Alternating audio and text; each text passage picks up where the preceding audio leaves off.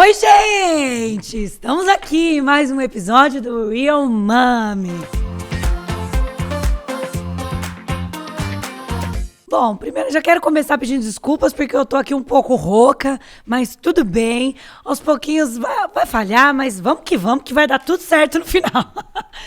Gente, eu tô tão feliz porque o tema de hoje é um tema que eu acho assim que vai interessar muitas famílias, muitas mamães, com uma pessoa aqui que eu tenho... Nossa, não tem nem palavras para falar.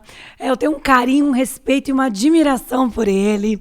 O tema de hoje, gente, é como ter uma gestação saudável. E ninguém melhor do que o Dr. Ayrton Daniel aqui. Doutor, obrigada por ter aceito o nosso convite. Gente, ele é meu ginecologista há mais de uns bons anos, pelo menos uns 15 anos, não vamos revelar a idade. E fez o parto dos meus 2 filhos e eu amo de paixão, tenho um carinho, então a confiança que eu tenho nele não podia ser outra. Então, se apresenta, doutor. Larissa, muito obrigado pelo convite de estar participando contigo mais uma vez, né? Realmente a nossa história tem alguns anos e deu tudo certo sempre, né? Eu sou médico obstetra, sou formado na UFRJ, tenho 32 anos de formado, fiz mestrado, doutorado, residência na Unicamp.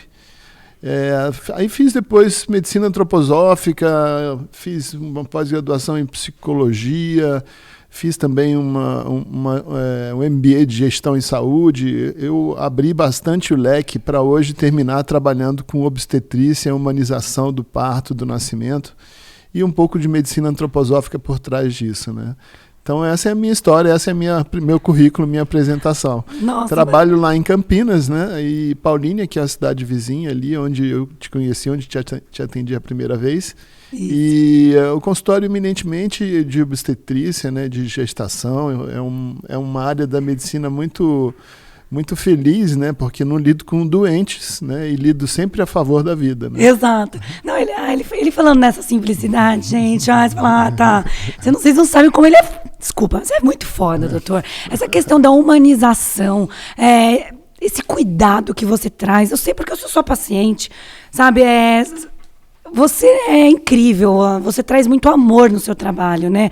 A humanização ali desde o pré-natal, durante o parto, é incrível o trabalho. Gente, o meu trabalho de parto, o doutor estava comigo desde o início. Imagina que ele chegou só na hora que nasceu, desde o tempo inteiro ali comigo, o tempo inteiro me orientando, me apoiando. Então, é muito bonito, assim, o seu trabalho. Eu senti isso, me senti muito acolhida com você. Então, por isso que eu falo, doutor, você tá comigo sempre, te amo, de paixão. Quem sabe um dia vem um terceiro, né, doutor? Toda vez que eu gravo aqui, eu brinco, né? Fala, hashtag vem um terceiro, mas se vier, né, sem dúvidas, é esse, gente, é esse meu médico. Com muita honra, com muita honra. Mas... Doutor, vamos lá. Estou grávida, por onde eu devo começar? Vamos ajudar essas mamães aqui, ó, que estão nos assistindo. Engravidou e agora? O que ela faz? Bom, assim... Teve o diagnóstico, o primeiro passo é buscar um obstetra, né? Um obstetra ou um serviço de saúde onde você possa ser atendido por alguém da área da obstetrícia.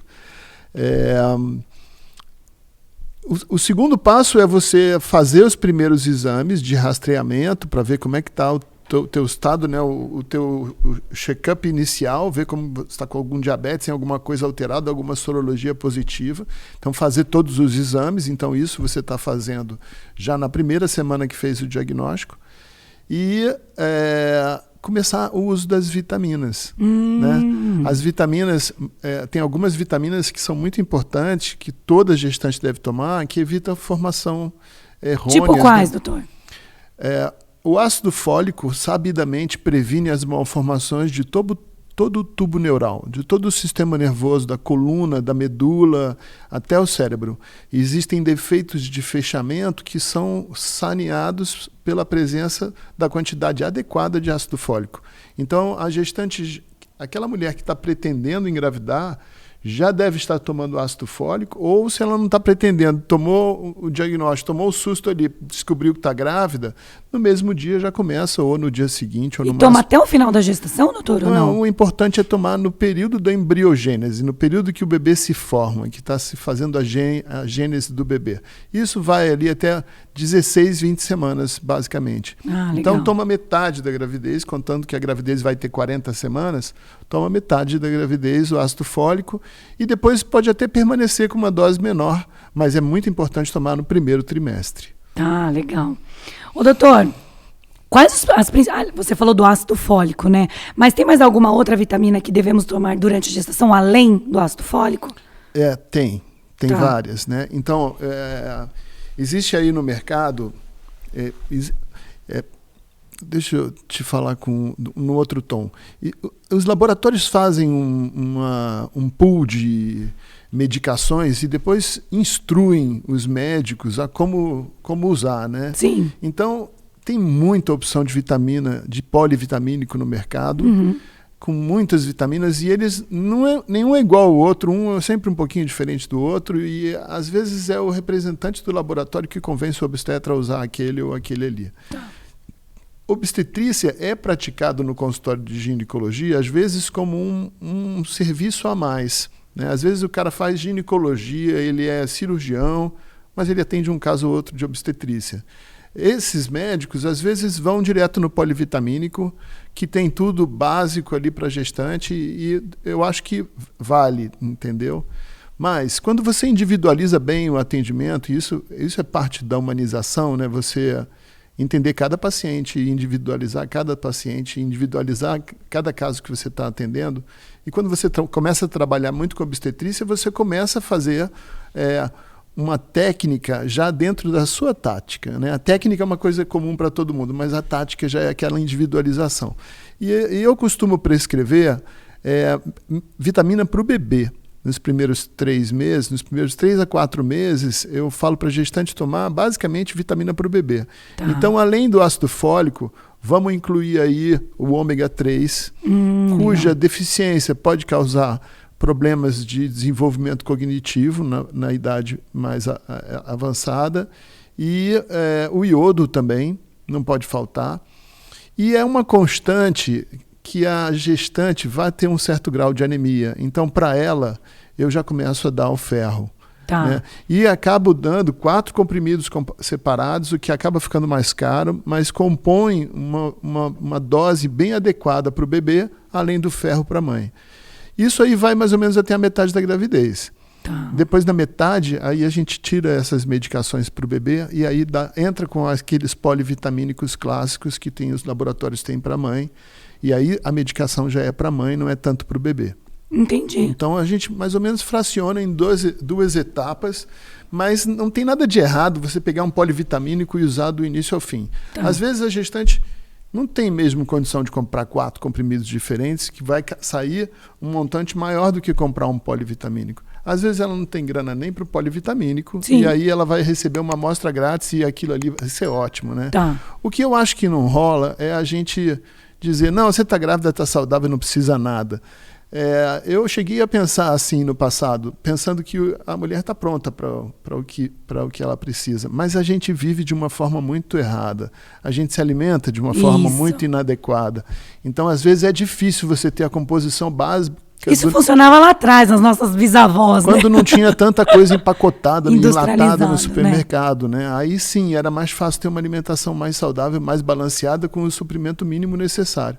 Hoje em dia, eu acho que a gente se tornou bem transgênico. Até acho que eu pensava antigamente, a mulher é um bicho pronto para parir, sempre foi. Mas os últimos 50 anos para cá, que ela se urbanizou, ela se tornou meio transgênica. A gente não faz mais, né? Você não sobe na árvore para pegar o coco, você não se agacha para arrancar a mandioca, você não faz mais tanto exercício. Não tá com aquele contato com a terra ali, né? E você vai perdendo essa... Então, eu acho muito importante também que a mulher se prepare para um parto normal, que ela faça uma fisioterapia, que ela aprenda de novo a respirar para o processo do parto, tudo isso. E falando agora, já que você entrou nesse assunto, o pré-natal, né, doutor, ele é muito importante, né?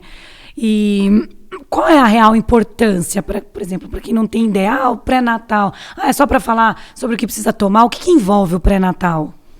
O pré-natal é uma das estratégias preventivas mais bem-sucedidas da medicina, né? Antigamente, quando não tinha um pré-natal, você lidava com problemas quando eles já estavam bem grandes, né? Bem desviados da normalidade. O pré-natal é uma medicina totalmente preventiva. Tá. Você vai abordando a gestante, né, rotineiramente. A recomendação é uma consulta a cada 4 semanas até o 8º mês, 2 consultas de 15 em 15 no 8º e semanal no 9º mês, para você ter um olhar atento sobre o processo que é fisiológico da própria natureza da mulher. Mas nem por isso quer dizer que tudo vai sempre correr bem. Você tem aí em torno de 20% a 30% de gravidezes que vão apresentar alguma patologia, alguma alteração ao longo do curso da gravidez, uma infecção urinária, um processo infeccioso, um processo de trabalho de parto, uma deficiência de crescimento do bebê, coisas que a medicina atua, resolve e põe na reta, põe no trilho para não deixar desviar e não virar um problema maior. Sabe, um exemplo bem claro disso quando eu trabalhava em plantões no hospital, às vezes eu via a gestante chegar com um problemão, mas ela mal tinha um pré-natal. E se tivesse feito e diagnosticado, teria evitado. Teria talvez encontrado o mesmo problema num nível bem mais baixo, bem mais fácil de resolver e controlar, entendeu? Então é primordial, não pode... Primordial, sim. O pré-natal, seja lá qual for o nível social da gestante, se ela tem condição de pagar o melhor médico particular, ótimo. Se ela não tem condição, ela tem perto da casa dela, principalmente aqui no estado de São Paulo, um centro de saúde. Porque ela consegue fazer o pré-natal por lá, né? Sim, tem sempre. Assistência básica inclui pediatria, ginecologia e clínica, né? Então, vai ter sempre um ginecologista que vai fazer o pré-natal dela. Então, seja lá onde ela estiver, buscar o pré-natal o quanto antes, não protelar com isso, né? O quanto antes. E cuidado, às vezes quando é o 3º filho, vai deixando, vai empurrando com a barriga, começa o pré-natal já com 15 semanas. Não é para ser assim, né? Você já está acostumado, né? Eu vejo que é mais ou menos esse o processo. Primeiro filho, os cuidados são enormes. E o 3º filho já vai relaxando, vai numa consulta, falta outra, e depois vai numa consulta, falta outra. Mas é importante cumprir isso mesmo. É uma medicina preventiva e visa acompanhar que está tudo indo bem, né? Se está tudo indo bem, a gente não faz nada, a gente só pede exame, né? Só vai acompanhando. Agora, quando alguma coisa desvia da normalidade, a gente intervém precocemente, né? Ô, doutor, assim, eu te conheço, né? Mas quem está assistindo a gente, ouvindo, é legal falar que você tem uma especialidade no parto humanizado ali, né? E eu mesma, quando eu engravidei, por mais que eu era sua paciente eu já cheguei lá falando, né? Doutor, e aí, quando vai ser a nossa cesárea? Vamos marcar a cesárea? Quando tá previsto o parto? Foi mesmo, mesmo. Eu falei, faz o curso primeiro, a gente volta a conversar, não foi? Foi. Falou, calma, que cesárea? Espera, participa. E isso realmente mudou muito, né? É até legal falar, porque eu cheguei lá de um jeito, doutor, quando é cesárea, você falou, calma, e eu fui entender que a importância de estudar, de procurar informação, né, doutor? Uhum. Quando eu comecei a participar, eu lembro com você lá nos cursos de gestante no consultório, e cada semana, não lembro se era quinzenal, enfim, eu participei de vários. Eu lembro que na época eu morava em São Paulo. E eu saía de São Paulo e ia lá para Campinas, na sua clínica em Campinas, lembra? Para participar do grupo de gestante. E eu lembro que quando eu ia para lá, falou assim, caramba, ele tá falando muito de parto normal, pelo amor de Deus. Imagina a dor que eu vou sentir. Não, que cesárea. Meu medo sempre era a dor. E até no podcast anterior que eu gravei, eu falei que um gatilho que me fez, assim, falar, caramba, preciso entender mesmo essa questão de parto, foi quando, em alguma das reuniões lá, falou que a probabilidade de ter depressão um pós-parto normal é menor do que uma cesárea, né?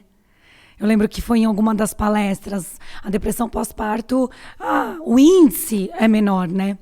E isso me chamou muita atenção. Foi quando despertou um gatilho em mim e me fez abrir para a cabeça para ouvir sobre a diferença de uma cesárea para um parto normal. E aí que eu quero saber de você, como que as pacientes chegam lá, se elas já vão com a conduta da cesárea, se hoje está mudando, se as pessoas estão abertas, eu acho que está esse movimento, né? As mulheres estão mais abertas ao parto humanizado, ao parto normal, né? E como escolher o parto? Como que você abre isso para as mães que chegam lá? Eu acho que tem várias perguntas aí, né? Eu vou falar um pouquinho sobre isso tudo. Em primeiro lugar, esclarecer o seguinte, Larissa, a humanização é uma atitude.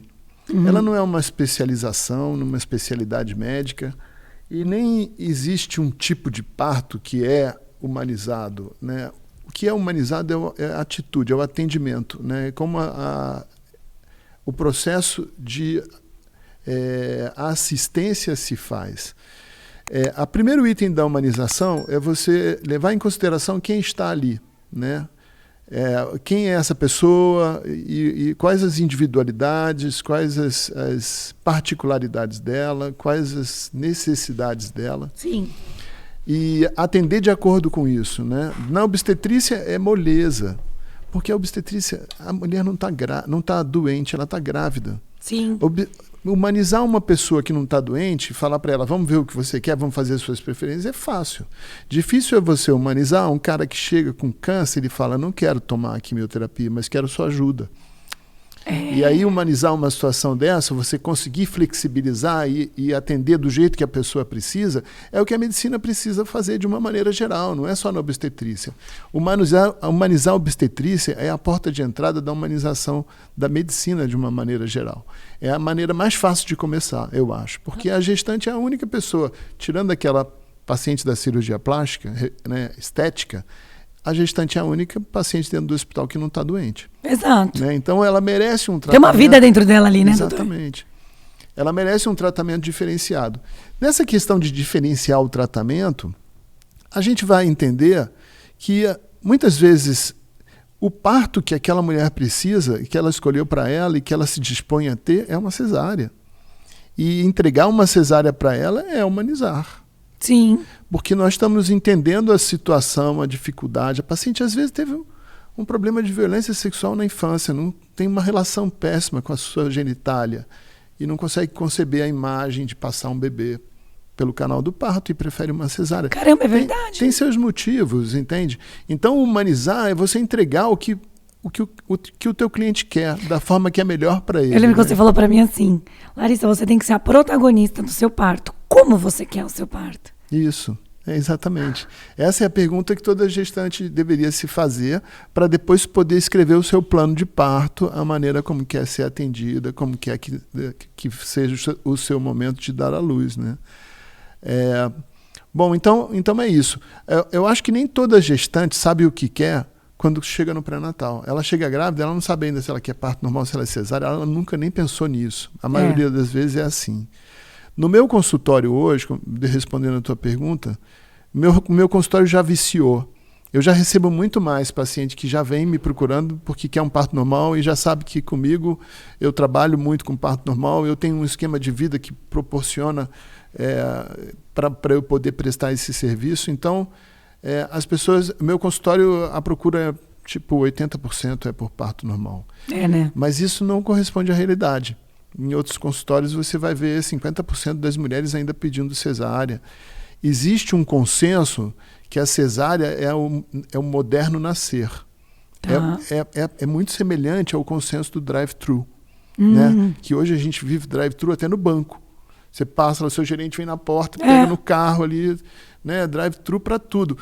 Essa comida fast food é a pior que a gente pode comer, na verdade. Né? Sim. A maneira de se alimentar assim é a pior. A maneira de parir assim, sem pensar, não vai ser boa para a mulher também. É como se você não estivesse vivenciando cada etapa. Todo o processo evolutivo que a gravidez, a gestação e a maternidade trarão. Você deixa de viver. Quando a gente fala que as mulheres que parem de parto normal têm menos depressão puerperal, é porque elas atingem uma meta. elas têm um objetivo e elas se sentem consagradas com aquilo que elas queriam, elas se sentem guerreiras, elas se sentem poderosas, porque ela passou uma puta dor e ela pariu, e às vezes sem anestesia, e ela se sente mesmo o máximo. Então é mais difícil ela ficar deprimida, porque ela tem um contrabalanço que está dizendo para ela o tempo todo que ela é uma mulher perfeita, que funcionou. Também tem um contrário, aquela mulher que vai com muita expectativa para ter o seu parto normal e não consegue. Não consegue porque a gente trabalha dentro de uma esfera de segurança, e quando o parto normal não acontece dentro dessa esfera, a gente faz a cesárea. Se você forçar a barra, vai nascer mais 10% de parto normal, mas aí começa a nascer mais 2%, 5% de bebê que vai para a UTI também. Então não é nessa zona de risco que a gente quer trabalhar. Então a gente acaba tendo aí 25%, 30% de indicação de cesárea naquelas pacientes que queriam parto normal. Mas a maioria delas que quer parto normal sempre vai conseguir, né? Então isso é um sucesso, né? Um recente sucesso. É quase como você receber um prêmio na sua empresa, uma coisa assim, porque faz dela se sentir muito guerreira, muito aguerrida, muito capaz, muito competente, entendeu? Por isso... E lembrando também que não é porque você não teve o seu parto normal e teve cesárea que você é menos, ou não tem isso, gente. Eu falo que aqui é o seguinte, você tem que ver o que é o melhor para você, foi como o doutor falou, você tem que ser protagonista do seu parto, você tem que escolher, e você tem que sentir segurança em como você vai querer ter aquele filho, né, doutor? Porque, foi o que você falou, é que você já é o vício ali, as pacientes que vão lá já vão procurando o parto normal, né? Mas como a gente tem pessoas e pessoas que assistem a gente, vai ter aquela que às vezes já até pariu e fala assim, poxa, mas eu não sou menos mãe porque eu tive uma cesárea, porque agora a internet está chata, né, doutor? Isso sempre teve, né? E são as mulheres que fazem isso. São as mulheres. Que dão estrelinha para aquela e aquela outra. E que é chato isso, né? É muito chato. É muito chato, porque assim... Poxa, porque isso não tem nada a ver com a maternidade, né? Não tem, exato. Bom a mãe vai ser, não tem nada a ver, absolutamente. E tem que ajudar as mulheres a não se sentirem deprimidas com isso, quando elas não conseguem o parto normal também. Exato. Né? Isso é um processo que tem que ser vivenciado. Às vezes é um processo de luto isso. Mas sempre tem a chance de, depois de uma cesárea, ter um parto normal, né? Então ela pode se redimir depois, né? Que eu acho que é uma das coisas que, nossa, muitas devem ficar na dúvida. Doutor, meu primeiro parto foi cesárea. Ou o segundo foi cesárea. O terceiro, próximo de uma cesárea, dá para ser normal? Você pode perfeitamente ter um parto normal depois de ter tido uma cesárea. Tá. Existem algumas discussões com relação a ter um parto normal depois de ter tido 2 cesáreas. A maioria dos médicos não pratica esse tipo de parto, e existe um consenso desde a Organização Mundial da Saúde, Federação Internacional de Ginecologia e Obstetrícia, FEBRASG, Federação Brasileira, Sociedade de Ginecologia do Estado de São Paulo, todo mundo recomenda uma nova cesárea se já tem 2 cesáreas. Porém, a literatura mostra que o índice de complicação no pós-parto de 2 cesáreas, no pós-parto normal com 2 cesáreas anteriores e pós-parto normal com uma cesárea anterior, é praticamente a mesma. Pós-parto normal com uma cesárea anterior, todo mundo aceita. Com 2, ninguém aceita. Então, a mulher fica meio vendida. Se ela quer um parto normal depois de 2 cesáreas, ela tem que procurar bem quem vai ajudar ela nisso, porque não é um consenso se atender a esse tipo de pedido. E também tem... que eu já fiz várias lives com você, né? Então, eu sei a curiosidade que a maioria tem.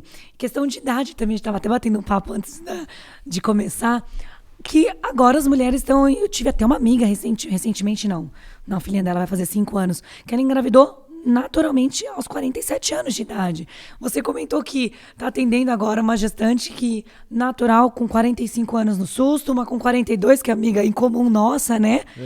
Mas, Larissa, tem sempre alguém com mais de 40 no consultório. Tem sempre mais de uma gestante com mais de 40 no consultório. Tá bem comum agora, né? A maioria das mulheres engravida conscientemente a partir dos 34. Tá. Não tem mais gravidez programada com 25 anos, que seria, teoricamente, a melhor idade da mulher para reproduzir, né? Biologicamente ela está pronta, está jovem, está saudável.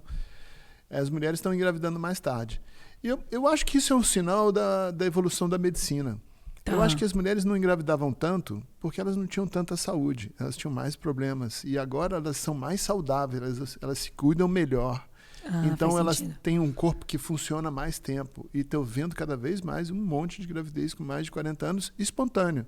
Né? Porque a gente estava falando da alimentação, né? Que a alimentação, no mundo que a gente está hoje, querendo ou não, você vê que meninas aos 10 anos menstruando, doutor. Então, assim, eu acho que também é um reflexo da alimentação. Com certeza, com certeza. Então, se você parar para pensar também, você fala assim, caramba, uma mulher aos mais de 40 anos engravidando naturalmente, fica uma confusão também, né? Mas essas pessoas se cuidam. Se cuidam, né? Sim.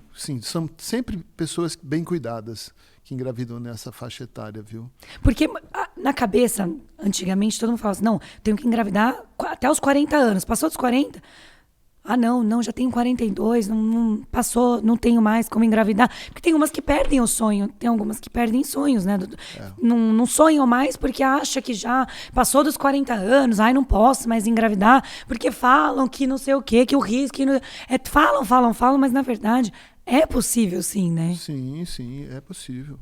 Sim. E você falou que tá alto, né, o índice agora de... Ao mesmo tempo, muita gente em clínica de fertilização também, né? Procurando tratamento. Acho que tem alguns tratamentos que são até precoces demais.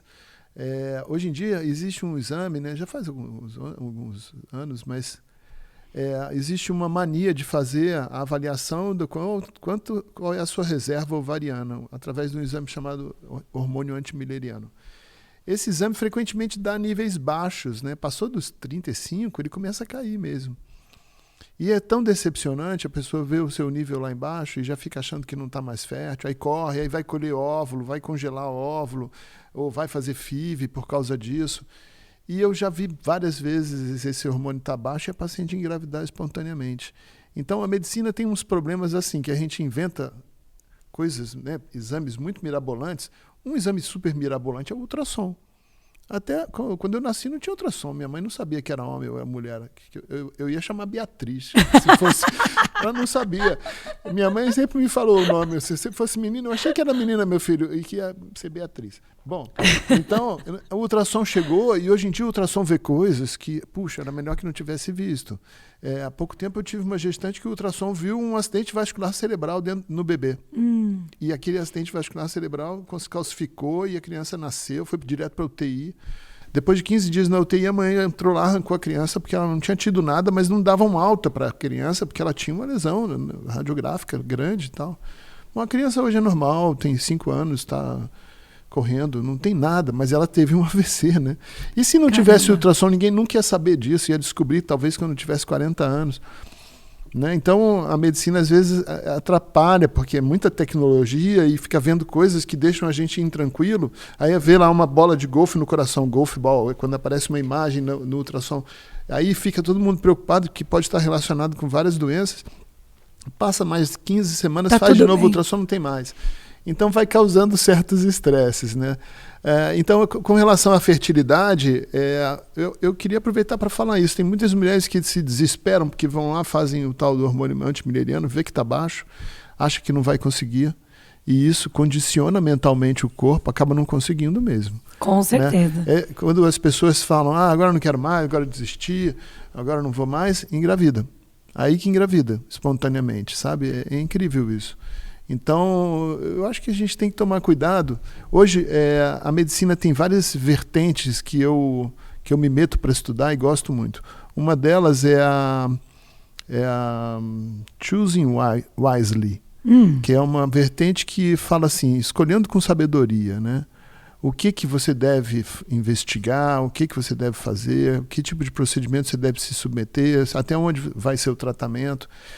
Parar com esse negócio de fazer check-ups com 1 milhão de exames para daqui a pouco você diagnostica um troço que você não estava nem sentindo, daqui a pouco você está indo para o hospital fazer um procedimento para tratar um troço que nunca te deu um sintoma. Será que é mesmo assim que a gente tem que fazer, entendeu? Existe uma outra linha da medicina, que é a medicina baseada em empatia, que é você ter realmente o esforço de se colocar no lugar do paciente, ao ponto de você saber o que é melhor para ele, para você ajudar ele na decisão dele, porque você já se colocou no lugar dele, mas não é você que vai decidir, você sabe qual será a melhor solução para ele, e você ajuda ele, conduzir ele a chegar nessa conclusão para ele tomar a decisão certa, entendeu? Então, medicina baseada em empatia é uma medicina que precisa de tempo, que você precisa ter tempo. É um psicólogo ali também, você né, precisa doutor? ter o olhar, você precisa parar e escutar a pessoa. E alguns colegas... Não seguir simplesmente o protocolo ali, que é tudo que a gente está falando, é a humanização, né? Exatamente. É isso. Eu acho que quando você falou no início, você é um médico humanizado, eu queria ter te falado ali. Foi um processo, sabe, Larissa? Depois de 15 anos de medicina, nos primeiros 15 anos de medicina, eu robotizadamente saí fazendo o que eu aprendi na residência. Claro. Só depois que eu fui começar a pensar. Teve um momento que eu pensei em largar a medicina, eu achei que eu estava na profissão errada.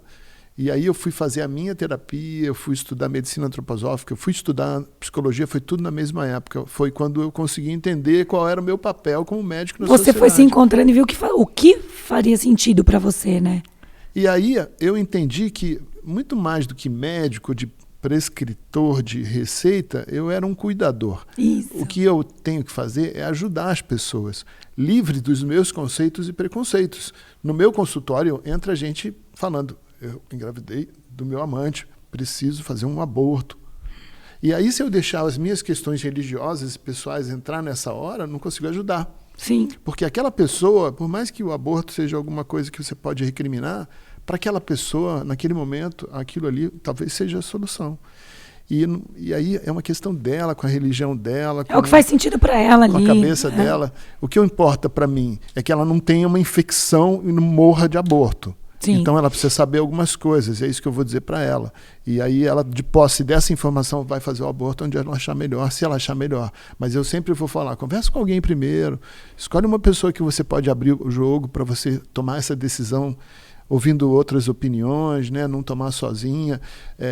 Cuidado, se você for fazer um aborto, vai fazer um aborto com um médico. Cuidado para se meter em lugares que você pode morrer de uma infecção, né? E isso é uma verdade, porque depois que descobriram o tal do misoprostol, o Citotec, que é o remédio que funciona para os abortos, o número de aborto complicado diminuiu 65%. Porque descobriram uma droga que funcionava para fazer aborto, entendeu? E aí isso ficou bem claro que... Bom, eu fiz um estágio na França em 98, quando eu terminei o mestrado, e lá eu me deparei com isso, né? Eu tinha jurado Hipócrates lá na formatura que nunca participaria de um aborto. Eu cheguei na França, eu perguntei, qual a cirurgia aqui? Aqui é um aborto, é uma interrupção voluntária da gravidez. Aí eu falei, nossa, cadê a ética, meu Deus? Eu fui entender que a ética no Brasil é uma, na França é outra, cada país tem sua história, e as mulheres lá têm esse direito, né? E as mulheres aqui no Brasil têm o direito de fazer cesárea, na França não tem. É engraçado. Olha. Isso, né? Ela não pode pedir uma cesárea, ninguém faz. Vai entrar em trabalho de parto para fazer cesárea só se necessário. E aqui no Brasil ela pode pedir uma cesárea. Então as éticas são diferentes. Depende da cultura, depende do país, depende da época, né? Então isso me ajudou muito a parar e pensar qual é o meu papel nessa história toda. Quando alguém vem aqui falar de aborto, eu vou falar, sai daqui. Eu vou falar, você não pode fazer isso porque Deus e pecado. Não é esse o meu papel. Não é papel do médico. Várias vezes eu escuto isso também. Eu fui no médico, eu tenho um diabetes grave e meu médico falou que eu não posso engravidar. Eu falei, peraí, o médico não é Deus, né? O médico tem que te dizer qual é o risco. Sim. Tem 80% de risco de morrer com a sua nefropatia por causa da sua diabetes. Se você engravidar, 80%, eu quero. Problema do médico, agora vai ter que cuidar de você, porque você decidiu que quer correr o risco de 80% de morte. Não é o médico, não é esse o papel do médico, dizer o que você tem, o que você não tem que fazer, o que você pode e o que você não pode. Ele tem que dar os percentuais, os riscos, a decisão tem que ser nossa. E o médico bom é aquele que vai acatar a sua decisão e te ajudar naquilo. Você escolheu engravidar mesmo assim? Eu escolhi. Então vou estar junto, né? Vamos junto para te ajudar nisso. É esse o papel. Eu vou chegar e falar, então eu não vou te atender seu pré-natal. Não, Imagina. Né? Olha, desculpa, mas... Caramba, nossa, doutora, é muito bonito isso. Eu falo que se todos agissem dessa forma, acho que tudo seria diferente, né? Seria melhor. Eu acho que o tempo deu uma maciada e uma lapidada para eu pensar do jeito que eu penso hoje, assim, que a gente é profissional da ajuda, que entre o médico que se sente um profissional da ajuda, ele é bem parecido com o advogado e com o padre. Ninguém vai no padre nem no advogado se não estiver precisando de ajuda. Todos são profissionais de ajuda. Existe uma semelhança grande nessas atividades profissionais, digamos assim, né? Mas eu tive numa turma de residentes dando uma palestra sobre o consultório médico há pouco tempo e eu perguntei no início assim, qual é o nosso negócio? E aí todo mundo falava assim, é saúde, reprodução, mas ninguém falava ajudar os outros. Olha só. Ninguém fala isso, não existe esse conceito, entendeu? O médico, ele entra na faculdade, ele aprende tudo sobre doença, mas ele não sabe nada sobre saúde. Ele não sabe por que um paciente fuma a vida inteira e não tem câncer. Esse paciente não é estudado. Raramente isso é motivo de pesquisa. A pesquisa está na doença. O médico, infelizmente, é um agente de doença. Ele não entende de saúde. Para ele entender de saúde, ele precisa sair da medicina alopática, sair da questão da droga, tratamento, doença, cirurgia e começar a pensar diferente. Eu fui comprar um livro sobre salutogênese depois de 10 anos de formado. Eu nunca tinha ouvido falar nesse termo. Eu sabia tudo sobre... Eu tinha tido aula de fisiopatogênese, fisiopatologia, farmacologia, patologia, anatomopatologia, mas de saúde, nunca tive uma aula de saúde na faculdade. A gente é formado para doença, sabe? Olha só. Então, o médico fazer obstetrícia sem intervir é difícil, coça nas mãos. A gente aprendeu a prescrever, a gente aprendeu a operar. E a obstetrícia não precisa nada disso, ela precisa só de um olhar atento. Né? Deixa de fazer episo, para de cortar o períneo, deixa o processo do parto acontecer, sutura o que precisa, às vezes não vai precisar. Né? Então, é uma mudança de paradigma para o médico. Assim, para o médico obstetra da minha idade, que se formou aprendendo a fazer episiotomia, parar de fazer foi um processo difícil para mim. Eu levei tempo para me convencer que o que eu sabia fazer direitinho era ruim. Que melhor era não fazer nada. Mas eu acabei me convencendo. Foi quase 2 anos esse período de transição, sabe? E eu lembro que o meu maior medo era isso. Doutor, mas eu vou ser cortada. Não, aí você me explicou que um dos meus maiores medos do parto normal era isso. E foi uma das primeiras coisas que você me explicou. Não, mudou, não é mais assim, tudo mais. Por isso a importância, gente, de você procurar um profissional, buscar informações e não simplesmente... né? Vamos no que é mais fácil, no que todo mundo faz, né? E voltando para a gestação, doutor, quais os principais cuidados durante a gravidez? Os principais cuidados? Bom, um dos cuidados é ir no pré-natal. Né? Isso. Fazer a que consulta, a gente falou. seguir a rotina, fazer os exames. O outro cuidado é com a alimentação. Né? Ah, tá. Como fica a relação da gestante com a alimentação? Geralmente a gestante se preocupa com a alimentação quando ela engravida. Medo de engordar, né, doutor? É medo de engordar e ela passa a ter uma consciência que tem um corpinho ali, uma outra vida, e ela começa a se preocupar em comer melhor. Nem todo mundo faz isso, mas a maioria. Tanto que até no início do pré-natal, às vezes a gestante perde peso, porque ela começa a comer direito. Porque tem algumas que pensam, não, tô grávida, agora eu vou comer mesmo, porque eu tenho uma vida aqui dentro, tenho que alimentar por 2. E chuta o pau na barraca. Isso acontece. E outro dia eu ouvi uma muito engraçada que eu achei ótima.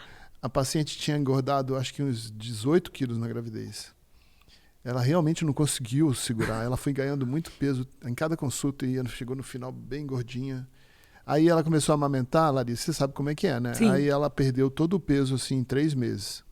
E aí ela veio na consulta no consultório e falou, doutor, se eu soubesse que perdia tão rápido, tinha engordado um pouco mais. Não acredito que ela falou isso.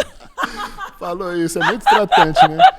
Falou isso. Mas esse é um dos cuidados que a gente fala. Hoje, o pessoal que trabalha com longevidade, medicina que trabalha com longevidade, fala muito em epigenética, né? A capacidade que a gente tem de expressar ou de coibir a expressão de alguns genes de acordo com o nosso estilo de vida. E essa manifestação de você inibir um gene que você trouxe de um câncer de mama, você não ter essa doença porque você teve uma vida saudável e você conseguiu, de alguma maneira, inibir a expressão desse gene, passa para o seu descendente. Né? Então, isso é a epigenética. Então, dentro do estudo de longevidade e de epigenética, esse pessoal sugere que a melhor longevidade que você vai trazer para o seu filho está associado a um ganho de peso bem parco na gravidez. Aí, no máximo, em torno de 8 quilos. O que é bem difícil, quase heróico, com a nossa dieta, com a nossa alimentação tradicional, com nossos hábitos, né? Mas eu tenho, na minha experiência pessoal, uma estatística incrível com as mães de gêmeos, que mães de gêmeo que ganham 8, 9 quilos, chega sempre no 9º mês. Olha! Agora, quando ela ganha muito peso, a prematuridade é muito mais iminente. Então, Caramba. Eu acredito que realmente essa questão do controle do peso e não ganhar muito peso na gravidez, porque 7 ou 8 quilos é basicamente a gravidez. É o útero que cresceu, o líquido amniótico, a placenta, o bebê, isso aí dá 7 quilos. Olha. Então, significa que ela não ganhou peso. Ela ganhou só uma gravidez. Então, isso é uma recomendação que eu faço hoje, mas eu percebo que eu sou um dos poucos que recomendo isso, que eu me passo por maldoso, porque é só 7 quilos, que droga, né? A gestante fica cheia de desejos, não pode comer nada. Mas essa é uma outra coisa que a gestante deve se preocupar. E cuidar do corpo, né? Então, é muito comum a gestante manda um WhatsApp, eu estou com dor hoje, estou com mal-estar, estou com dor de cabeça. Você está onde? Estou no trabalho. Você vai embora para casa. Você está ouvindo o seu corpo? Ele está falando. Ela observar, né? Então, ela tem que cuidar do corpo, sabe? Não só cuidar de fazer uma caminhada, fazer um exercício sem impacto, um exercício aeróbico, uma hidroginástica, um pilates, uma fisioterapia. Pode jogar beach tênis grávida? Não deve, né? Porque você ali vai ter impacto. Então. Vai correr, vai pular, não é legal. Toda atividade que tem impacto, às vezes não é nem exercício, tipo andar de cavalo. Tá. Tem impacto também, isso não deve fazer na gravidez. O exercício para gestante é o aeróbico sem impacto. Caminhar, pedalar, isso nadar. Desde quando tiver pouquinhas semanas. Pode fazer exercício no primeiro trimestre, desde que não esteja com dor, sangramento, nenhum outro sintoma, né? Não, mas eu digo... Não, eu tô pensando, vai que eu resolvo ter o terceiro, doutor. Você joga beach tênis 3 vezes por semana, todo dia? Não, 3 vezes, todos os dias. 7 horas da manhã eu tô lá jogando beach tênis, é minha terapia, doutor. Ai, meu Deus do céu. Lá vai ele. Não, olha lá. Lá vai ele, eu lembro, na minha última gestação, na minha última gravidez, falei, doutor, tô no crossfit. Ele você quis morrer. Não foi você que me ligou perguntando se podia descer a montanha-russa lá da Disney? Não. Teve alguém que me ligou da Disney. Posso ir na montanha-russa? Eu falei, não, minha filha, pelo amor de Deus, sai daí de perto. Não, eu te liguei porque eu lembro que eu tava, eu tava com 42 semanas já. E a gente lá, só esperando, tinha data limite. Os meus 2 foram até 42 semanas, né? E eu falei, doutor, eu tenho uma feira importantíssima da empresa e eu preciso ir. E eu acho que isso era uma terça-feira. E a data limite do Henrico era tipo assim, no sábado. Você não ia ter que induzir. Você, Larissa, mas você vai para São Paulo. Ah, doutor, mas eu sento na cadeira de rodas. Tal. Rafael me empurra. Você falou, meu Deus, Larissa, você tem... Aí veio aquela coisa que você fala, né? Poxa... Não é pra ir, mas ela quer tanto, né? Aquele acolhimento. Você fala assim, olha, vai, mas fica no máximo 1h30, 2. Eu falei, doutor, então posso ir? Fiquei 6 horas na feira. Sabia, né? Sabia. Aquela cadeira, todos os meus fornecedores até hoje lembram. Falam assim, Lari, eu lembro da feira, você lá prestes a parir na cadeira de rodas. Toda hora eu parava, a Rafael me levava na porta do banheiro, ia no banheiro e respirava, tal, sentava. Participei da feira inteira. Aí sábado nasceu. Se não tivesse ido na feira, é capaz de não ter nascido. Né? Ele esperou ir na feira, porque a feira é tão importante. É a feira que tem no ano do nosso ramo. Ele esperou, o Henrico, ele foi muito generoso. Ele falou, deixa a mamãe trabalhar, resolver o que ela precisa ver, depois eu nasço. Não, ela não vai me dar bola agora, né? Vai ficar chateada comigo, deixa ela fazer o que ela precisa primeiro. Mas voltando aqui, então pode fazer, né, doutor, exercício físico, mas não com impacto, né? Então, cuidar da alimentação, essa questão do exercício físico. Sim. E o que eu acho muito importante, quando chega ali nas 34 semanas, Larissa, a gestante começa a passar mal. Então ela né? começa a não dormir direito, começa a ter cólica, começa a ter contração, começa a ter dor, começa a espanar. É porque o corpo está pedindo silêncio, sabe? É porque o processo humano da reprodução está necessitando que esse indivíduo comece a olhar para seu ventre, sabe? Então precisa parar. Uma conexão com Exatamente. o bebê, né? Precisa diminuir o ritmo. Toda gestante, uma começa com 32, outra começa com 35, mas ao redor de 34 ela começa a dar uma espanada. Nossa, eu lembro que quando eu estava com 31 semanas eu tive um leve sangramento. Aí você para. Também ficava lá na loja, agachava e pegava isso, fazia aquilo, montava carrinho, desmontava carrinho. Uhum. Aí você falou, não, agora é a hora de parar. Tem que diminuir o ritmo. Então isso é uma coisa importante que a gestante tem que ter. Uma boa sintonia com o seu corpo, sabe? Entender, ouvir o seu corpo, respeitar, cuidar do corpo, né? Hidratação. Tudo, muita água, né, doutor? Muita água, sim. A água via oral é a melhor maneira de evitar estrias. Sim, porque a estria ela vem de dentro para fora, né? A hidratação com creme ajuda, mas o que ajuda mais é a hidratação via oral. Fica a dica, viu, gente? Ó, muita água, que a estria é de dentro para fora. Isso eu aprendi com você. Então, às vezes, perguntava, que creme você passa e tal? Eu lembro que eu passo nas duas. Eu usei óleo de rosa mosqueta. Que você compra na farmácia, um óleozinho baratinho. E funciona super bem. Uns 4 litros de água por dia. 4 litros. E não tive estria. Não tive. Esse cuidado com o corpo, eu acho que eu passei a valorizar ainda mais agora na pandemia. Porque as gestantes, durante a gravidez, doutor, tô com Covid, o que eu faço? Eu falava assim, bebe água, dorme, descansa. É porque não tem o que fazer, né, doutor? Não é porque não tem o que fazer. É que essas são coisas básicas que a nossa avó falava e a gente não dava bola, né? Tá doente? Dorme, descansa, deixa o corpo regenerar. O corpo sabe cuidar. O corpo, você corta a mão, daqui a pouco não tem mais, o negócio já cicatrizou sozinho. Você só lava e pronto. Você piscou, né? Piscou, tá pronto. Então, o corpo faz isso o tempo todo, o corpo regenera. Mas a gente precisa dar a condição dele. Precisa comer bem, precisa selecionar bem o alimento, principalmente quando você está doente, né? Seleciona o alimento, descansa o tempo necessário, se hidrata, pega sol. É o básico, entendeu? Isso a gente vê. Legal você falar isso, porque na correria do dia a dia o básico, ele é esquecido, né? Exatamente.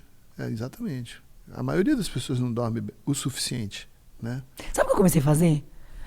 Na hora que eu vou dormir, eu tiro o meu celular de perto, porque eu comecei a sonhar, doutor. Depois que eu tirei o meu celular da cabeceira ali, da cama. Comecei a sonhar. Desliguei, comecei a tampar as luzes de ar condicionado. Não, de ar consigo tirar, mas num outro que eu tinha, eu tampava. A luz da TV tampava. Pra ficar bem escurinho. Pra ficar bem escurinho. E melhorou tanto o meu sono. É simples, né? É simples. Você vai dormir com a luz acesa? Pensa bem. Não, mas a do celular recomendo, gente. Começa a tirar, por causa do despertador. Levanta e desliga o despertador. Não, bota ele lá. Coloca do outro lado do quarto. Vai tocar, você vai ouvir. Pode deixar lá. Eu comecei a tirar e assim, voltei a sonhar. Que incrível. Acordar disposta. Foi assim, mudou mesmo. Que foi o que eu falei, né? A gente tá nessa correria do dia a dia, a gente cai e esquece do básico, olha pra você, se permita descansar, se permita dormir, né? Se permita... Olha pra dentro, se conecte com você, respeite o seu corpo. A gravidez faz isso um pouco na marra, porque a mulher começa a passar mal. Ou ela para, ou ela para, né? Porque ela tem um serzinho ali que depende dela.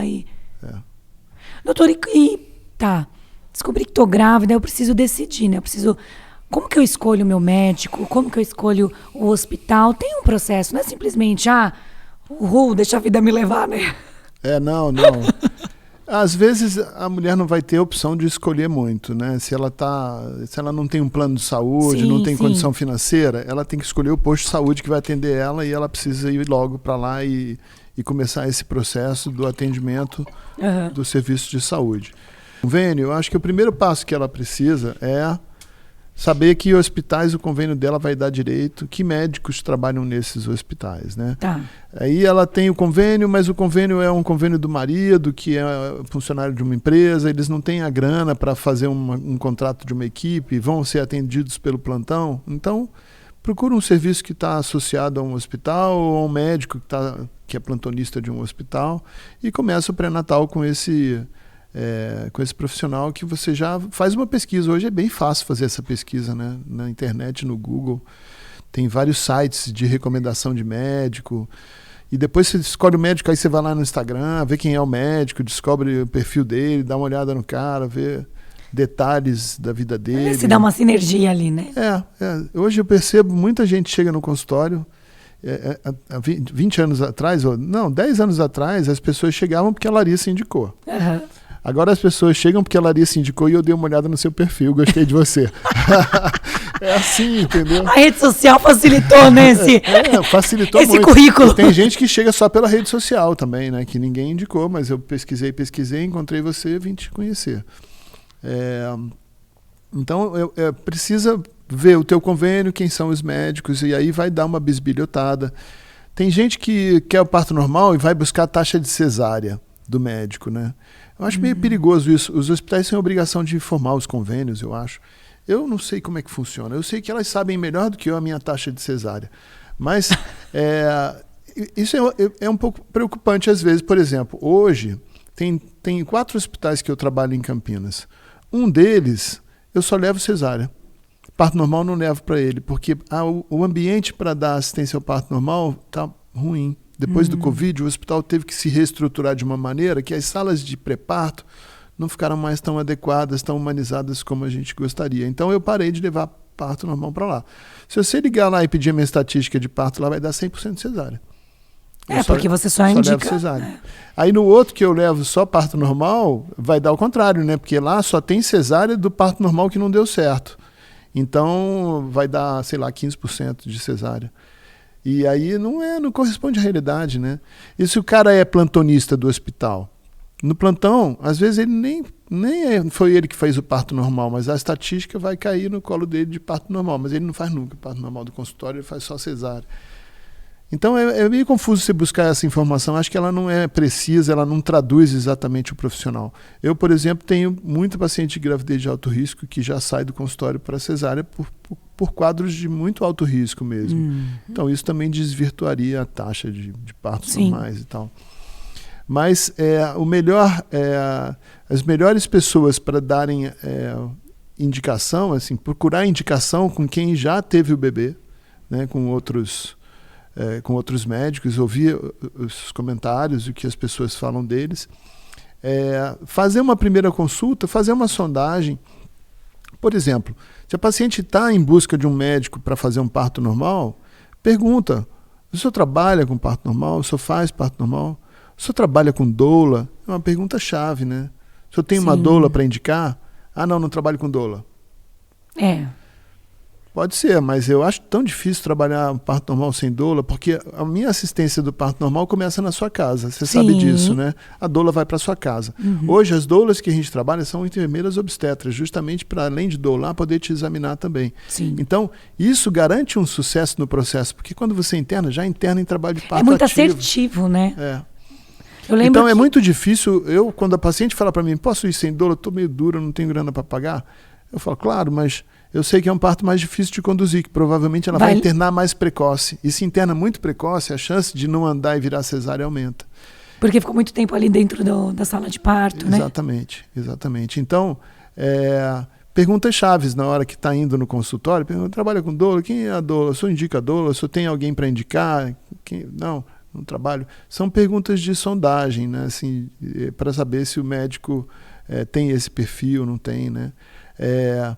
Por exemplo, alguns médicos trabalham com parto normal, mas eles têm a enfermeira deles, né? A doula deles. Essa é a minha doula. Ele já peca na humanização, porque você vai ter que engolir aquela doula ali. E às vezes não deu a sinergia, Exatamente. Então, quem tem que escolher a doula é você, não eu. Eu vejo assim, seria muito mais confortável ter uma doula que cuida de todas as minhas pacientes, e eu falo só com ela e pronto. Mas confortável para mim, mas não vai ser melhor para a minha paciente. Então, essas são situações que você pode jogar ali na conversa e sondar. O médico, quando não trabalha com parto normal, ele frequentemente vai deixando esse assunto para depois. Depois a gente fala sobre isso, depois a gente fala sobre isso, depois a gente fala sobre isso. Então, são pistas, assim, né? Daquela... Nossa, dando dicas incríveis. Mas é bem simples, isso é bem notório, assim, né? São sinais bem clássicos, né? Na sala de espera, tem outras gestantes? Não, eu sou a única. Né? Então, o médico faz obstetrícia de vez em quando, ele não trabalha. Se ele faz de obstetrícia de vez em quando, difícil para ele atender um parto normal, porque vai sair da rotina do atendimento. Eu saio da rotina todo dia. Então eu trabalho com parto normal. Não, quando você chegou aqui, eu falei, doutor, muito obrigado por você ter visto. Você falou, não, eu já fiz o parto de manhã.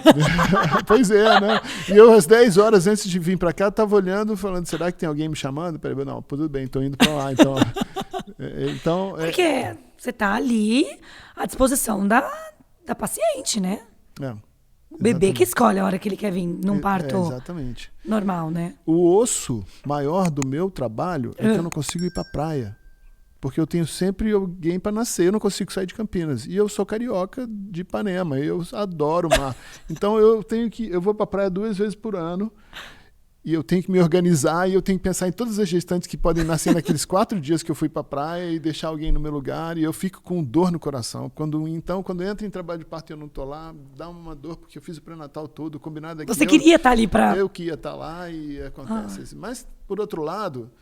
Dentro da questão de saúde, eu acho imprescindível que eu tire férias. Claro, porque se você não está bem, como que você vai... Então, para mim, férias é uma coisa sagrada, muito mais sagrada do que para a maioria das pessoas. Não, eu adoro suas férias. Porque quando você pega e vai dar aqueles rolês de moto, que você vai Você fez aquele lá de uma ponta a outra, né, de moto? O último foi Fortaleza, Gramado. Não, mas você teve anos atrás. Eu fiz... o maiorzão foi Campinas, Ushuaia. Isso! Né? Nossa, esse... Foi quanto tempo? Foram 28 dias. Foram 14 mil quilômetros. De moto, né? De moto. Foi super, viu? Deu tudo... Não, você é demais. Um acidente no último dia de viagem. Sério? Uma coisa pequena que quebrou o baú da moto, a gente amarrou assim, chegou em casa. Último dia, primeiro dia... Mas eu não lembro, você foi num grupo? Não, fui com mais um amigo, mais outra moto. 2 só? 2, Caraca, E o acidente foi entre nós dois, um bateu no outro. Não acredito. Poxa. No último dia. O primeiro dia e o último dia são os dias mais críticos de acidente. Primeiro e último, é engraçado isso. Por quê? É muita expectativa e a volta é muito cansaço? Não, a volta porque você quer chegar.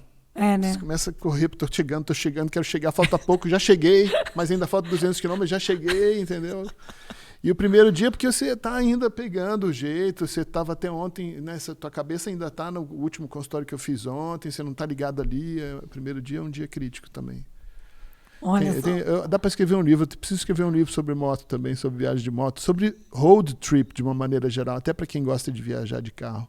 Mas os perigos das estradas, dia de chuva, caminhão, tem umas coisas que são clássicas, assim, perigo iminente. Assim, você tem que tomar muito cuidado. Vira e mexe, compartilha na sua rede social também. Sim. Qual que é a sua rede? Vamos compartilhar, que eu tenho certeza que muitas vão querer te seguir. Ayrton Daniel RF. Meu nome é Ayrton Daniel Ribeiro Filho. A rede social é Ayrton Daniel RF. Com Y, Ayrton, né? Com Y, Não, porque lá ele compartilha tudo. Antes eu tinha uma página da clínica, uma página do espaço do ventre, uma página das day riders motocicletas, uma página do Ayrton.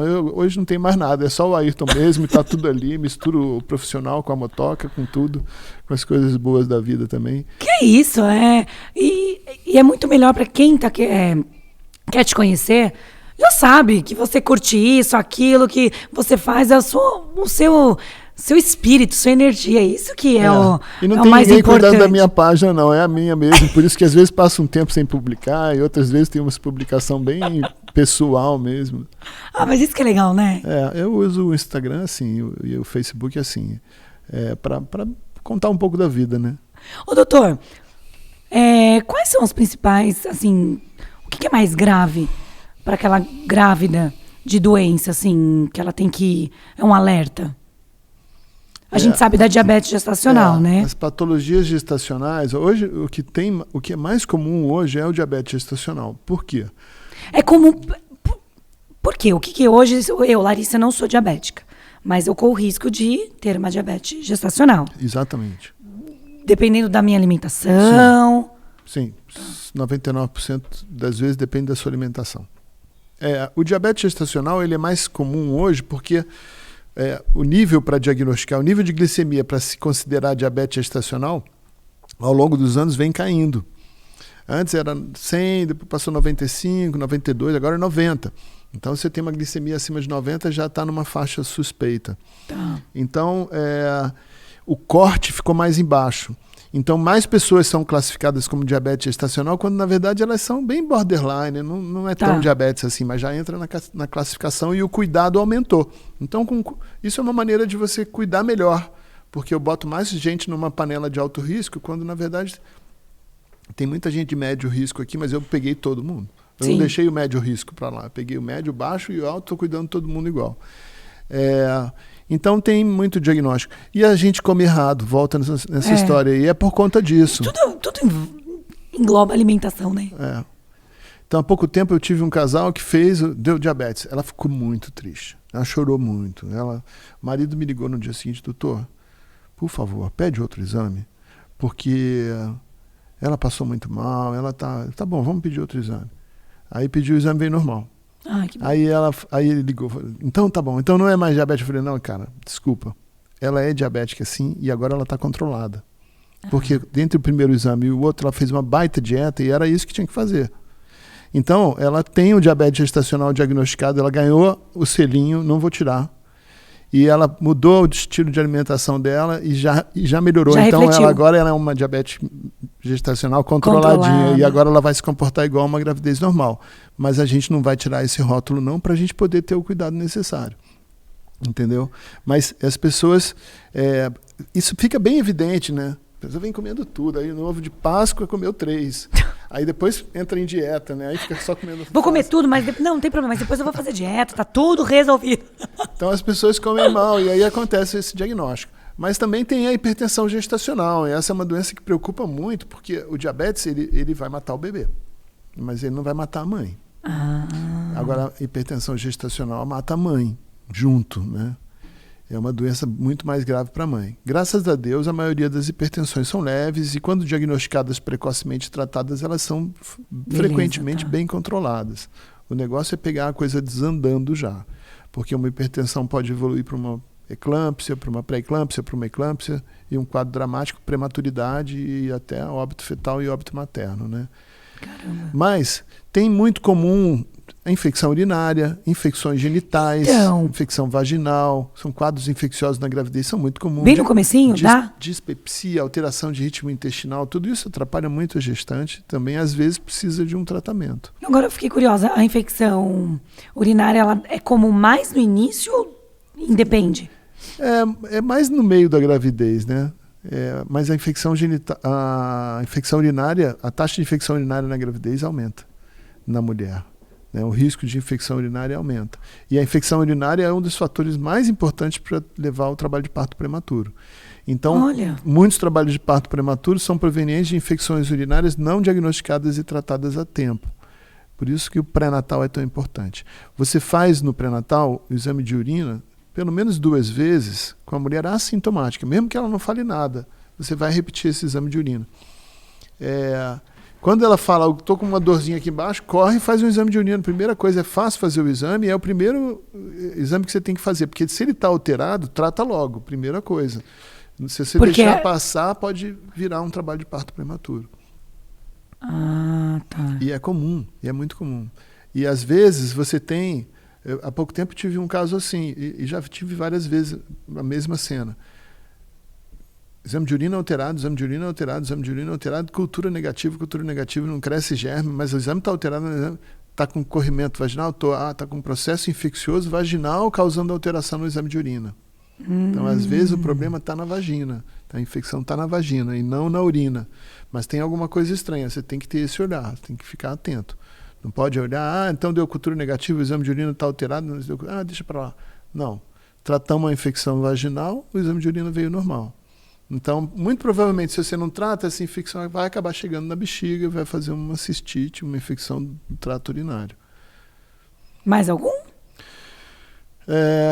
Tem alguns probleminhas como o colo incompetente, né? A mulher às vezes engravida e o colo dela não tem capacidade de segurar a gravidez. E ele vai abrindo, né? E esse é o mais grave, né? Assim... porque você perde a gravidez sem sentir nada. Caramba. Sem sentir muita coisa. E é repouso absoluto. Repouso, a cerclagem, que é uma cirurgia que você pode fazer até umas 18 semanas de gravidez. ou o uso do pessário, que é uma peça que você põe dentro da vagina para conseguir tentar fechar o colo um pouquinho, ela vai com essa peça até o final da gravidez. Isso funciona muito bem. A literatura ainda não tem muitos dados estatísticos falando bem dos pessários, mas a minha estatística pessoal, eu não tenho muitos casos, eu devo ter no máximo uns 20 casos, todos deram certo, todos. Então, recomendo, assim, o pessário é uma coisa que parece que funciona, que salva vidas também. Olha. Essa na incompetência do colo. E que mais? A trombofilia? A trombofilia, né? A trombofilia é uma doença que às vezes você... Que é um pouco, não gosto de falar comum, mas... É mais comum do que a gente imaginava, né? Hoje a gente vê que o diagnóstico existe com alguma frequência. A trombofilia é uma tendência a formar trombo no processo, ali na periferia da gestação, útero, artérias uterinas, artérias placentárias, e isso pode levar a aborto de repetição e pode levar a óbito fetal tardio, depois de 20 semanas. E a trombofilia, às vezes você não faz diagnóstico porque não tem história nenhuma, a pessoa tem uma tendência, mas não tem história familiar, não tem história pregressa, nunca fez nenhum exame. Os exames de trombofilia não são exames rotineiros do pré-natal, mas é um problema. Quando você pega uma paciente que já teve 2 abortos, ou que teve uma gestação que chegou a 30 semanas e o bebê morreu, aí você já fica esperto. Eu, hoje em dia, sou muito generoso nesse diagnóstico. Quando eu suspeito e os exames acabam não confirmando muito, mas a clínica fala a favor, eu acabo entrando com tratamento, que é um tratamento chato de tomar uma injeção todo dia, mas garante. Eu nunca vi uma gestante complicar porque usa o tratamento, mas já vi muitas gestações não darem certo porque não usou. Então, eu acredito que em alguns casos acaba usando um over-treatment, mas... pelo menos a gente garante a maioria dos casos, né? Em termos de patologias da gravidez, é isso. Agora, existem as complicações aí do pré-natal, o líquido que diminui, ou o líquido que aumenta muito, o bebê que cresce demais dentro da barriga, o bebê que não cresce. São situações, outras que podem acontecer com relativa frequência. Placenta envelhecida, gestação que passa da data, são situações relativamente comuns que a gente enfrenta no dia a dia e que exigem um tratamento, um cuidado a mais, né? De antemão, quando está faltando líquido, tem que aumentar a hidratação, muitas vezes só isso já funciona, né? Já resolve, né? Tá, pra gente finalizar, a gente falou todo o processo agora da gestação. E o cuidado, doutor? Quais os principais cuidados no pós-parto? Tá. O que você fala? O que é a pior parte do pós-parto? O que é pior, o parto ou o pós-parto? Responde você. Olha, é que eu tive os 2, foram partos normais, né? Vou te falar, doutor, que quando nasceu, o processo ali é muito intenso. É algo que eu falo, gente, é uma energia que não tem como explicar. É algo incrível. O processo ali, na hora você fala... Eu lembro onde eu estava com a cabeça de ter parto normal, isso no do Lorenzo. No meu primeiro. Que eu queria cesárea e de repente... Não, eu falei, doutor, não quero sentir dor. Não, mas dá pra ter analgesia no parto normal e tal. Então vamos contratar anestesista. Foi a primeira pessoa que eu fui procurar. Depois de você. E ali, no fim, nasceu um parto, não precisei da anestesia e nasceu... Você esqueceu da anestesia. Eu esqueci da anestesia, gente. Quando estava nascendo, você olhou para mim e falou, e a anestesia? Eu falei, você não pediu, né? Nasceu, né? Tinha que pedir, E ele nasceu sem anestesia, da forma mais natural possível, né? E assim, durante ali... Né? O primeiro foi dentro da água, né? Foi Le Boyer, dentro da água, o Lorenzo. E o Henrico... Não deu tempo nem de você chegar. Não deu tempo de encher a banheira. Não, Henrico, você chegou... Tava trocando de roupa. Tava trocando de roupa. Eu mesma tirei ele. Foi um quiabinho. Quase nasceu dentro da placenta. Aí eu já peguei ele ali e foi muito rápido. Então, assim, foram 2 experiências muito diferentes ali. Mas eu vou te falar que se eu tiver o 3º filho, eu vou ter da mesma forma, da forma natural possível. E o pós, por ter sido natural, vou te falar que foi muito tranquilo. Eu acho que a coisa mais chata ali, no pós, é a questão do sangramento. Para mim foi a coisa mais chata. Eu cheguei a ficar quase 30 dias sangrando muito, doutor. Muito. Um sangramento chato que, assim, cheguei a usar aquelas fraldas mesmo. Porque era muito sangramento. Então, eu acho que o pós ali... Aquele baby blues foi bem delicadinho também, que você não vê a hora passar.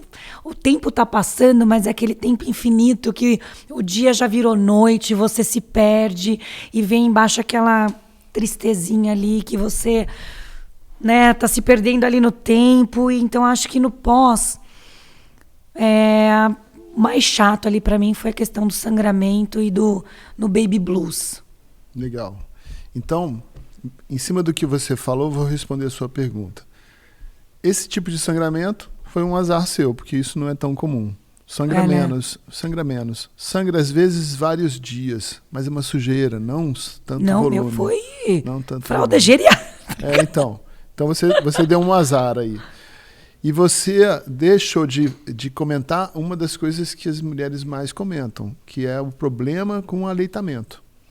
É a fissura, é a mastite, é a candidíase do mamilo, é a dor. E tudo isso é muito ruim nos primeiros 15 dias, 20 dias. Mas você sabe por quê? Olha só que coisa. Eu nunca... Quando eu descobri que eu estava grávida, vamos falar da primeira, que o segundo eu já tinha passado pela experiência do parto. Minha preocupação nunca foi a amamentação. Minha preocupação sempre foi o parto. Que na grande maioria, eu acho que a preocupação é a amamentação. Eu não me preocupei, nunca me preocupei com a amamentação. Não sei se porque na minha cabeça, é um processo natural, o leite vai descer e eu vou amamentar meu filho. Eu dava um olhar mais natural para a amamentação. Mas a minha preocupação sempre foi o parto. Como que eu vou tirar ele daqui? Então, acho que sofri sim na amamentação. No meu primeiro... tive mastite e tudo mais. Tive um sofrimento. Meu segundo, então, nem se fala. Eu tive fenômeno de Renault, né? Então, eu tive fenômeno de Renault. Mas passei por aquilo. Mas falando em pós-parto ali, eu acho que isso é verdade. A amamentação, olha, que nunca foi a minha preocupação, a amamentação. Não, que bom. Eu vejo algumas mulheres passarem bem liso, assim, o puerpério, sabe? Vai na consulta de revisão puerperal, 45 dias, geralmente elas falam assim, agora está um pouco melhor. Geralmente elas chegam falando, agora está um pouco melhor. Aí eu pergunto, por quê? Aí começa a vir toda a história do aleitamento. Tá. Geralmente está no aleitamento. Mas às vezes está no blues, que você também falou. Eu tinha um medo. Eu acho assim, meu medo, o meu blues ali foi, os dois eu acho, o segundo foi mais tranquilinho, porque eu acho que eu tive uma rede de apoio mais presente ali. Mas no do Lorenzo, era eu e o Rafa. Morava longe dos meus pais, e eu assim fiquei, eu acho que eu tinha muito medo de ficar sozinha. Do Lorenzo chorar e eu não dar conta, de ficar com ele sozinha ali, me perder e não saber o que fazer, então... que eu tive, assim, mastite, tive candidíase mamária, mas, assim, o meu maior medo era ficar sozinha com ele. Você entende? Eu tava sofrendo pra amamentar, mas o meu maior medo era ficar sozinha com ele. Que louco, né? Eu acho que toda gestante... Cada uma, né, doutor? Mas 90% tem uma tristeza pós-parto. Às vezes uma tristeza bem sutil. E 10% não tem nada. 10% curte. Essa gestante aí dos 45 anos que ganhou o bebê, nossa, ela passou. Foi muito bem. Foi o segundo, terceiro? Terceiro. O filho mais velho tem 21. Uau! A outra tinha, acho que 12. E aí nossa, uma companheira. É menino? O último que nasceu é menina. Uma companheirinha aí, né? Olha que delícia. Então, essa é uma coisa hormonal, isso é bem fisiológico, né? É um processo que talvez seja uma das consequências da urbanização e do ser humano transgênico que nós nos tornamos. Eu acho que a Índia lá, da tribo, ela tem menos depressão. Pelos que eu já li, escutei, tenho colegas muito próximos que participam daqueles expedicionários da saúde, que vão 2, 3 vezes ao ano para a Amazônia cuidar dos índios, né? Quem organiza isso é um amigo muito querido, que eu já falei para ele que iria ir, ele fala, não levo. Você eu não levo. Porque os caciques não deixam o homem examinar as índias. Só a mulher pode examinar as índias. Então só vai ginecologista mulher na expedição dele, eu nunca pude participar. Sempre quis. Mas ele fala isso. Esses meus colegas, essas amigas médicas que já foram, falam, Não tem um caso de prolapso de períneo, incontinência urinária. Elas têm um períneo, todas têm períneo ótimo. Olha só. Pelo estilo de vida. Mas depressão puerperal também é uma coisa que não se toca no assunto, não aparece por lá. Então talvez tenha a ver com esse estilo de vida, talvez tenha a ver até com alimentação também, mas é um período difícil que a maioria das mulheres vai tirar bem. Eu uso medicação antroposófica, uma hora ou outra alguém precisa entrar com um remédio mais forte, sabe?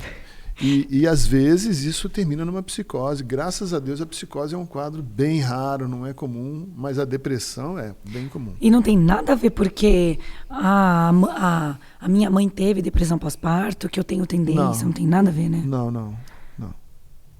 Eu não consigo estabelecer, eu não sou se eu tivesse um olhar bem de psicólogo toda hora, né, nesse processo, talvez eu tivesse já uma correlação mais clara, mas talvez tenha a ver com a biografia da pessoa, com alguma tendência da biografia dela, de quem é essa pessoa, de que ela sofreu na vida dela, como ela foi educada, o que ela acredita, as crenças, os dogmas, né? Talvez tenha a ver com isso. Mas não dá para identificar tão fácil. Não dá para eu não consigo olhar no pré-natal e falar, essa paciente aí vai ter depressão. Eu erro.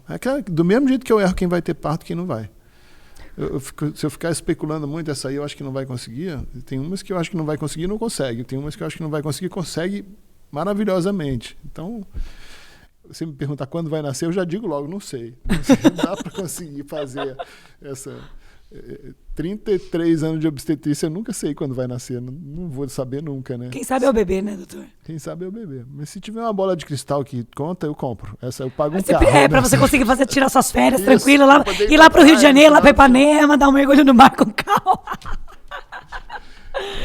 Ai, amei nosso bate-papo, doutor. Que bom, também gostei. Temos muitos assuntos. Nossa, na hora que você falou... Mas já tá acabando? Então, porque nas nossas lives... Gente, se vocês entrarem no Instagram, na Gravidicas _store, e olhar lá, nos destaques não, no IGTV, eu e a doutora Ayrton, a gente faz lives, várias lives, tem lá gravado, e de vários assuntos, nossa. E quando eu falei, doutor, vamos gravar para o podcast? Ele falou, vamos. Mas vamos ver que o pessoal, que assunto que eles querem, né? E aí a gente jogou, através do Instagram, da Gravidicas, os temas, e esse tema, gestação, como ter uma gestação saudável. Doutor, ganhou assim, disparado. E isso é muito legal, né? Que ele fala assim, Lari, vamos falar sobre o que elas querem ouvir. E, nossa, sem dúvidas... Se você tiver à disposição, quero gravar mais muito podcasts aí. E nas nossas lives, a gente fala, doutor, vamos falar 1 hora. Imagina, teve live que a gente chegou 2 horas falar, né, doutor? É verdade. Que o assunto é tão bom, né? A gente desenrola e vai vindo, é tão gostoso, né? Não, o assunto que eu trabalho, né? O que eu sei fazer na vida também. Então, se você perguntar, vai ter fio para puxar, vai ter muito pano para rolar. Não sei se eu posso ajudar a aproveitar e anunciar aqui o curso de gestante. Nossa, óbvio, por favor. Agora que acabou a pandemia, ficamos 2 anos parados. O curso de gestante é uma atividade que a gente faz há mais de 2 décadas. Começou lá ainda na época do Centro Médico de Campinas, fazia para o hospital. Depois a gente migrou, a gente peregrinou por algumas entidades, até que a gente montou a do Ventre, lá o nosso espaço, a gente faz os cursos lá, já tem 10 anos. Os dois Quero últimos, que você participou. Nos últimos 2 anos a pandemia encerrou esse assunto, a gente começou a fazer live, então tem mais de 40 lives lá no meu perfil, falando de vários assuntos. Convido todo mundo que quiser assistir lá. O conteúdo é bem rico de informação de base científica. E agora a gente vai de novo fazer um curso presencial. Eu estou muito contente, a gente está se preparando com brindes, com um monte de coisa. Bem carinhoso mesmo esse encontro. São 4 encontros, vai ser de sábado à tarde, começa dia 14 de maio, é um sábado sim, um sábado não. São 4 módulos, a gente fala um módulo sobre a gravidez, o outro módulo sobre trabalho de parto, o outro módulo sobre parto e cesárea e o outro módulo sobre pós-parto, aleitamento, puerpério, família. Completo, tudo que uma gestante precisa. E são saber. 8 profissionais diferentes dando o curso. Então, nutricionista, fisioterapeuta, pediatra, doula, enfermeira, psicólogo, aconselhador em aleitamento. São vários profissionais diferentes. palestrando, então é bem rico, né? Só que o curso presencial a gente tem vaga limitada, a gente não quer lotar, até para evitar muito aglomerado. Já começaram as inscrições, tem desconto até domingo. Eu não sei quando vai para o ar o nosso programa aqui, então talvez vá para o ar já tenha... Mas a gente pode antecipar. Bom, a promoção termina domingo agora, mas o primeiro curso começa só 14 de maio. 14 de maio. A primeira aula é 14 de maio. E me diz uma coisa, você pretende fazer esse curso depois do próximo? Quando vai ser? O próximo vai ser agosto, setembro e provavelmente nessa época a gente está lançando o curso online. Aí a gente Isso que eu ia falar, porque a gente tem gente, quem está assistindo a gente é de todo lugar, né? Não, muita gente não pode ir Nesse lá. primeiro agora é só presencial, não vai ter transmissão ao vivo, não tem como. Não, ainda não. Então lá para setembro, agosto... Aí a gente vai ter outro presencial, mas a gente deve estar lançando... Não vai ser transmitido ao vivo. Vai ser um curso presencial, mas em concomitância, nesse período, lá para setembro, a gente deve estar lançando o primeiro curso online. Aí vai ficar online disponível, vendendo para todo mundo. O objetivo é que o curso seja bem barato, bem acessível, para que aquela mulher lá do Maranhão, lá de Belém do Pará, possa assistir, possa se enriquecer com essas informações, mesmo que ela tenha uma condição social restrita, que ela não possa ter uma equipe toda, mas pelo menos ela entender sobre o processo de saúde que a gravidez que ela vai passar, tudo isso poder estar à mão ali para ela. Então a gente está estruturando, assim, uma das exigências é que o curso fique barato, não queremos que fique uma coisa cara, a gente quer que seja popular, que todo mundo possa ter acesso. Eu falo que ele é humano, gente. Olha que ser humano incrível. Que é o mesmo intuito do Real Mommy. Por isso que eu falei, gente, o doutor Ayrton tem toda essa energia para trazer. Porque, falo, se a gente tem internet, doutor, a gente tem que compartilhar o que tem de bom, conteúdo, né? Agregar o que a gente pode trazer de informação para essas pessoas que talvez não tenham tanta facilidade, né? De ter o conteúdo, de ter informação. Então é justamente isso. O máximo que a gente puder, né, ajudar, a gente está ajudando pessoas dessa forma, né? Sim, estamos fazendo o nosso papel. Exato. Profissão de ajuda. E todo mundo que está ouvindo, me interessei, quero... Esses cursos é através da sua rede social...